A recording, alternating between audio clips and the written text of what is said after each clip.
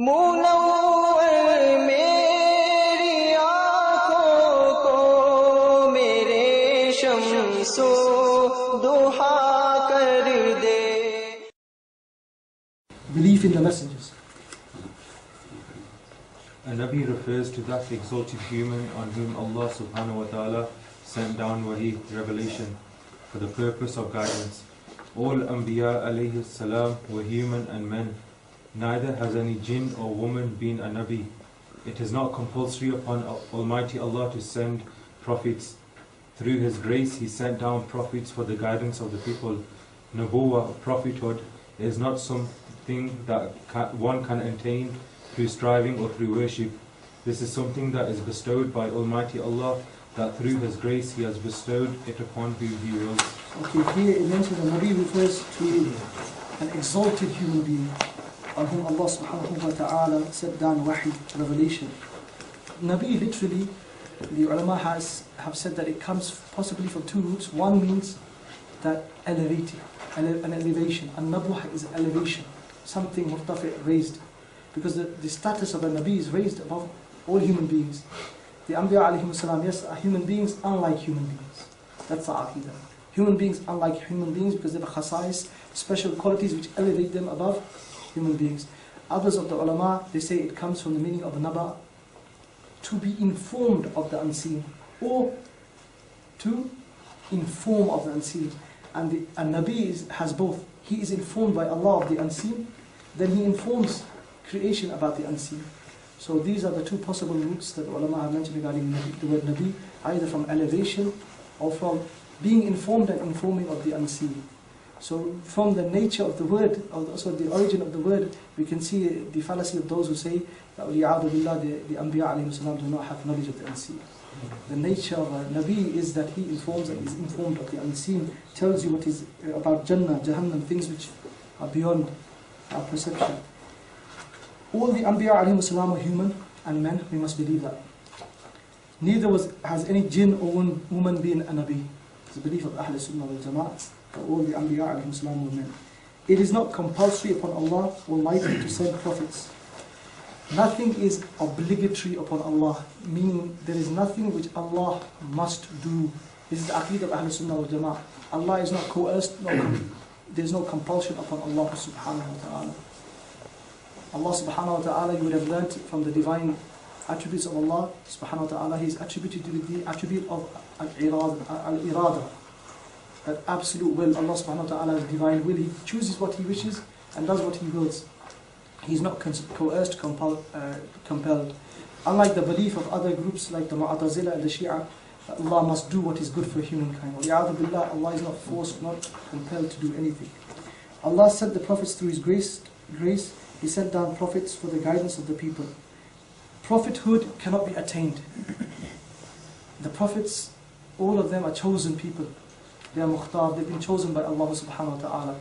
This is a corrupt philosophy of the philosophers who said that a person to riyada, spiritual training, can reach wal-iyadu billahi tabaraka wa ta'ala, the station or the rank of the Prophet sallallahu alayhi wa sallam, or any of the prophets. Wal-iyadu billahi tabaraka wa ta'ala, one of the corrupt beliefs of some of the people is that somebody, wal-iyadu billah, can reach the station of the prophets or beyond in terms of ibadah. Wal-iyadu billah, that's incorrect as well. I believe that we do not attain to the rank of prophethood. No one can attain to the rank of prophethood. This is something that is bestowed by Almighty Allah, that through His grace He has bestowed it upon whom He wills. Now the definition of Nabi and Rasul. A Nabi, a free male human being who has been chosen by Allah subhanahu wa ta'ala and has been ordered to preach the Sharia given to a previous Rasul. Here we mention free, meaning not a slave, a free person. Male, not female. Human being, meaning that this takes out the concept of any jinn. Who has been chosen by Allah, meaning Allah is not compelled, and has been ordered to preach the Sharia given to a previous Rasul. So one of the previous Rasul messengers have taught a Sharia, have been given a Sharia. Then this Nabi is asked to continue that message, upon that revelation, and continue to preach upon it and call people to it, and advise people after they've forgotten that message to come back to that revelation and that Sharia. And the Rasul, a free male human being who has been given revelation, wahi, in the form of sharia from Allah subhanahu wa ta'ala, and has been ordered to preach it. Every Rasul is a Nabi, but not every Nabi is a Rasul. Here both receive revelation, wahi, the Nabi and the Rasul. Some of the ulama here, the definition we've taken here, is that some of the ulama have mentioned the difference between the two is that one is asked to convey the sharia of the previous prophet, and another, which is the Rasul, he is a Nabi and a Rasul at the same time. Because he fulfills the criteria of Nabi, and then he has something specific related to him, which gives him a rank higher than that, is that he's given a sharia. A sharia, that sharia then is the sharia that those people of that time must follow. So here the distinction is that one is more specific and one is more general. Nabi is general because it encompasses a Rasul as well. But Rasul is specific, the definition. Why? It takes from the meaning of Nabi, and there's something more specific regarding it as well, that he's given a sharia as well. So every Rasul must be a Nabi, but not every Nabi is necessarily a Rasul. The number of prophets, Anbiya alayhi salam. To allocate an exact figure for the number of prophets alayhi salam is not allowed, as to allocate a set figure could cause one to bring faith in one less Nabi, or to make a non-Nabi a Nabi, and both these are kufr, disbelief. We should have the belief that we bring faith in all the Anbiya of Allah alayhi salam. Okay, sometimes we are taught at an early age about a certain number regarding the Anbiya alayhi salam. Does anybody recall how much? 124,000. Now there are some narrations the ulama have discussed in a hadith that the Anbiya alayhi salam have been mentioned to be of a certain number, 124,000 and so forth. These narrations are different in terms of their strengths and weaknesses and so forth. The ulama said that we cannot produce a definitive answer from these hadith. So if someone says there are 124,000 Anbiya that were sent, then we take it to mean that that person is saying that that is a number that is mentioned in the hadith without saying that is the fixed number. What is important is that we do not fix a number and say there is no less and there is no more, because we have not been given definitive knowledge of that. But those who have mentioned 124,000 in the books from the ulama of Ahl Sunnah wal Jama'ah, or we've been taught at an early age, that is still correct from the perspective that it's mentioned within a hadith, but we do not fix it, that it is 124,000 exactly. Okay, or that in some narrations it mentioned 313 of them were Rusul. They were messengers. Or some narrations differ on that, 314, 315. It's not definitive. Therefore, we do not fix a number, because if we fixed a number, then in reality there could be more. We will be in denial. And if we raise the number slightly beyond that which the reality is with Allah subhanahu wa ta'ala, we have entered someone who is not a Nabi into Nubuwah, which is kufr. So it's very important that we only affirm Nubuwah for whom Nubuwah is affirmed by the Quran and the Sunnah of the Prophet sallallahu alaihi wasallam. And we do not engage in these kind of philosophical discussions where people have got, unfortunately in this time, start discussing, is Fulan a Nabi, is Fulan a Nabi, a Fulan historical person a Nabi. So here we've been told firm, straightforward belief of the Ahl Sunnah wal Jama'ah. We don't allocate an exact figure for the number of the Prophets alayhi salam. It is not allowed us to allocate a set figure, as allocating a set figure could cause one to bring faith in one less Nabi, or to make a non-Nabi a Nabi. And both these are kufr, disbelief. We should have the belief that we bring faith in all the Anbiya of Allah alayhi salam. Then from that we know of certain specific names of the Anbiya alayhi salam. We need to believe in them specifically because we know of their names, while believing that Allah subhanahu wa ta'ala knows the true number that He sent from this world. Prophets in the glorious Quran. 25 prophets are mentioned in the Holy Quran by name. We must know them and believe in the prophethood they are. We read the names for barakah. Sayyid Adam al-Islam, Sayyidina Idris al-Islam, Sayyidina Nuh al-Islam, Sayyidina Hud al-Islam, Sayyidina Salih al-Islam, Sayyidina Ibrahim al-Islam, Sayyidina Lut al-Islam, Sayyidina Ismail al-Islam, Sayyidina Isaac al-Islam, Sayyidina Yaqub al-Islam, Sayyidina Yusuf al-Islam, Sayyidina Ayub al-Islam, Sayyidina Sayyidina Musa al-Islam, Sayyidina Harun al-Islam, Sayyidina Kifl al-Islam, Sayyidina Dawood al-Islam, Sayyidina Sulaiman al-Islam, Sayyidina Ilyas al-Islam, Sayyidina al-Yasa al-Islam, Sayyid al-Yasa That's al-Islam, number 20. Sayyidina al-Yasa alayhi salam. Sayyidina Yunus al-Islam, Sayyidina Zakaria al-Islam, Sayyidina Yahya al-Islam, Sayyidina Isa al-Islam, Sayyidina Muhammad al-Islam.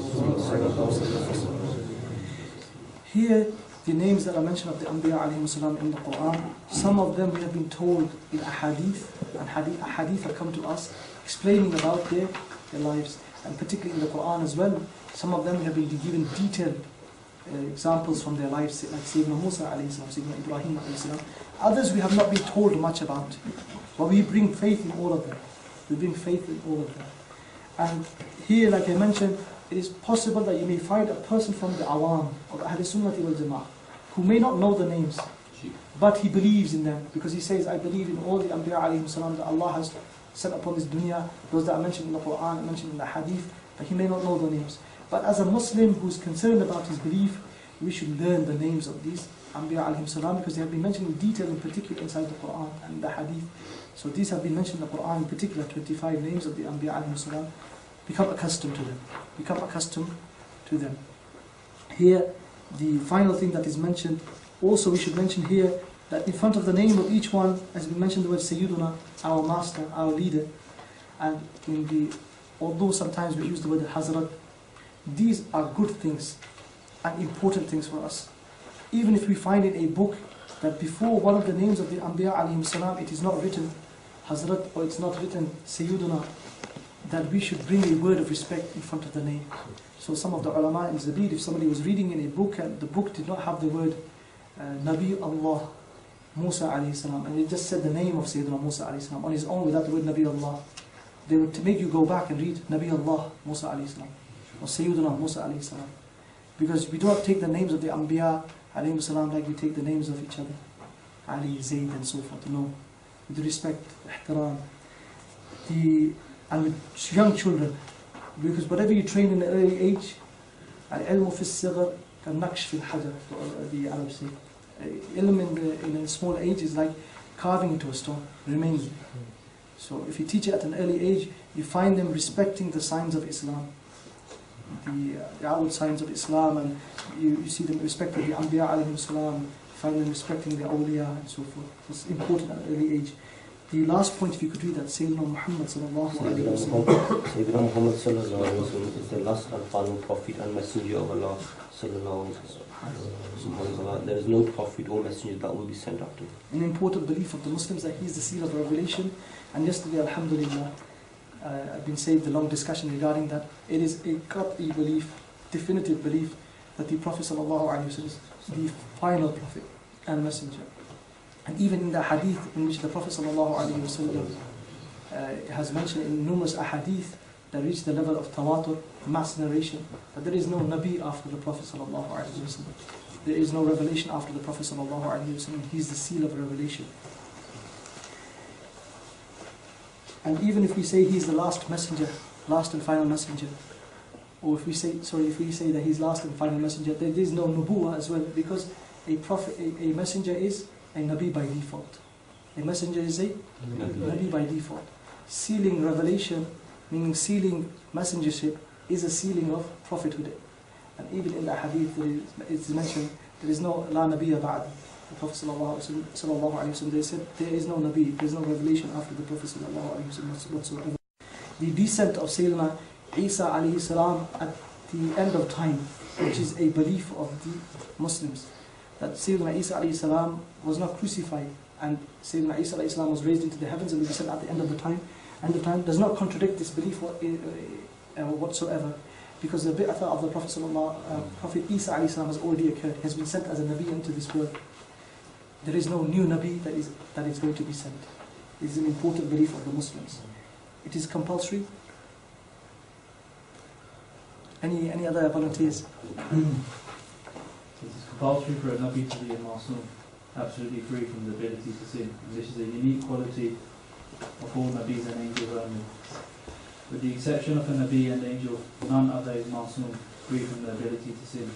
The Anbiya alayhi salam have promised protection by Allah subhanahu wa ta'ala, for which reason It is totally. that it is totally impossible for them to sin. And this is different for the awliya Allah. Almighty Allah protects them and they do not sin. But according to the Sharia, it is not possible for it to happen. Here, the concept regarding the isma of the Anbiya alayhim salam is a belief that we must hold as Muslims. That they do not have the ability, they don't have the ability to sin. It's not that they have the ability and they do not sin, no. The Anbiya alayhim salam, according to the ulama of aqaid, they don't have the ability to sin. And this is a belief that we must hold. Whereas the awliya of Allah, we may not see sins emanating from them because they are protected by Allah subhanahu wa ta'ala. But they have an innate ability to sin, like other human beings. But Allah subhanahu wa ta'ala gives them this ability that sins do not issue freely from them. However, the belief of Ahl Sunnah wal Jama'ah is that this isma is restricted to the Anbiya alayhim salam from amongst human beings. We are not like the Shia who say that the certain Imams are also having this isma. This is a unique quality of the Anbiya alayhim salam which must be affirmed and held onto. The ulama have also mentioned that if one looks rationally from the perspective that if wali'adhu billah somebody says the Anbiya alayhim salam are capable of sin, how does one know wali'adhu billah that the revelation they have revealed that has been brought to them or delivered to them has not been changed? If you, astaghfirullah, believe that the person that has been chosen by Allah to deliver his revelation is capable of sinning, how can you have absolute faith in that which is being delivered to you? This is just a rational argument. But here, the isma of the Anbiya alayhim salam is something specific to them from amongst the human beings. It is unanimously agreed that the Nabis are pure. It is unanimously agreed that the Nabis are pure from anything which is considered dishonourable behaviour, poor qualities, such as shirk, associating partners with Allah subhanahu wa ta'ala, kufr, disbelief, lies, dishonesty and ignorance. Before attaining Nabuwah and even after attaining Nabuwah, they are pure from major and minor sins, even before Nabuwah is bestowed upon And this is the aqeedah of Ahl Sunnah wal Jama'ah. Those narrations that some people in our time bring, and they mention regarding the Anbiya alayhi salam, things which wali'adhu billah do not reach the status that stains on the status of Nabuwah that have been put into the books of in the earlier periods. The ulama mentioned they are from Isra'iliyat, and Mawlana Asra touched upon that. The Isra'iliyat are collections of narrations where certain stories from the Yahud have been brought into the narrations of some of the early generations of the Muslims, like in the time of the Tabi'een, that they would take some of the narrations of the Yahud, not to act upon or believe in, but as narrations. In those Isra'iliyat, those narrations are narrated from the Yahud, we have been told clearly that which is in conformity to Islam, with the aqaid of Islam, then we can accept that on the basis that it is in conformity to Islam. Not that we take that as a basis for belief, but the basis is inside Islam and that conforms to it. Meaning that was come from the Yahud, seems to conform to this. However, those stories where they speak about the Anbiya alayhi salam, for example, Sayyidina Ayyub alayhi salam, they say that Sayyidina Ayyub alayhi salam wal-i'adhu billah in the Isra'iliyah, the Jewish traditions, had such illness that made people turn away from him. This contradicts the concept of tabligh, which is a thing which we must believe, a quality which we must believe is an attribute of all the Anbiya alayhi salam, that they propagated whatever that was revealed to them. And if a Nabi wal-i'adhu billah from the Anbiya alayhi salam is supposed to have an illness which makes people turn away from them, this will contradict the concept of tabligh. How will he take the religion to those people? The ulama have said, therefore, the correct understanding regarding Sayyidina Ayyub alayhi salam when he was tried was that his illness was between the flesh and the bone. It was not visible on the outward of the body. So he was tried with an illness which was internal, and that which the Yahud mentioned inside their traditions regarding worms or the billah coming from their body is all rejected by the ulama of Ahl Sunnah wal Jama'ah. And they are pure from major and minor sins even before Nabuwah is bestowed upon them. A'udhu billahi tabaraka wa ta'ala. We hear some people mentioning or discussing regarding what was Sayyidina Rasulullah sallallahu alayhi wa sallam upon before revelation. We've already discussed yesterday, Mawlana Asra in detail, that the Prophet ﷺ was a Nabi when Sayyidina Adam alayhi was بين الروح والجسد, between soul and body. This is the belief of Ahl Sunnah wal Jama'ah. The next, the Anbiya alayhi salam. The Anbiya alayhi salam had passed on all the commands to the people which Almighty Allah revealed upon them. This is the concept of tabligh, that they do not hold anything back. Whatever they are told to convey, they convey. They hold nothing back. It is absolutely impossible for the Nabis to make mistakes and errors in propagating the commands of Allah subhanahu wa ta'ala. It is necessary for their bodies to be free from leprosy and all other sicknesses that are hated by the people. Okay, somebody may say that the Anbiya alayhi salam can become ill. Yes, we believe as Ahl Sunnah wal Jama'ah, minor illnesses. Minor illnesses, yes. But nothing which would prevent people coming towards them. That's why we mentioned here, from those illnesses that turn people away from a person, no, contradicts the concept of tabligh. Minor illnesses like a minor cold or something like that, this is something which could possibly befall one of the Anbiya alayhi salam, but nothing which would turn people away from them or turn them back from delivering the message. Again, we mentioned it's muhal, impossible for the Anbiya alayhi salam to make mistakes and errors in propagating the commands of Allah subhanahu wa ta'ala. Those occasions in the seerah where we see the Prophet sallallahu alayhi wa sallam, that something outwardly, in the outward form, it may seem that there was something there, that is because if that was not done, we would not know how to perform a qada salah, for example. We would not know how to do sajdatul sahw, for example. These things happened from the hikmah of Allah, the wisdom of Allah subhanahu wa ta'ala, so that we would learn what to do in certain scenarios. If we, as human beings, we make a mistake in the prayer, how do we know what to do? Because the Prophet ﷺ taught us sajdatul sahw, the sajda for forgetfulness. There are certain acts done by the Anbiya alayhi salam, they are for the sake of their ummah. This is how a true believer should look at the life of the Prophet ﷺ. Those acts of the Prophet ﷺ, they are done so that we know what to do in those scenarios. Unfortunately, those who wear the wrong glasses, as mentioned by some of the ulama earlier, that those who wear the wrong glasses when they look to the seerah and the sunnah of the Prophet ﷺ, obviously see the wrong thing. Obviously see the wrong thing. The Anbiya alayhi salam. The Anbiya alayhi salam are the most superior of creation. No matter how exalted a wali, a friend of Allah subhanahu wa ta'ala may be, he can never be equal to a Nabi. Any person who says any non-Nabi to be more superior or even equal to any Nabi is a disbeliever. And here is a refutation of the belief of the Shia. Al-Iyadhu Billah believe the Imams are greater than the Anbiya alayhi salam. Astaghfirullah al-Azim. But our belief is that they are the highest of creation, the most superior of creation. We believe they are the most superior of creation, most superior than the angels. And there is a belief, which is a corrupt belief, Al-Iyadhu Billah, narrated amongst the Mu'tazilah, that the angels are greater than the Anbiya alayhi salam. Rejected belief, not the belief of Ahl Sunnah wal Jama'ah. The Anbiya alayhi salam are the greatest of all creation.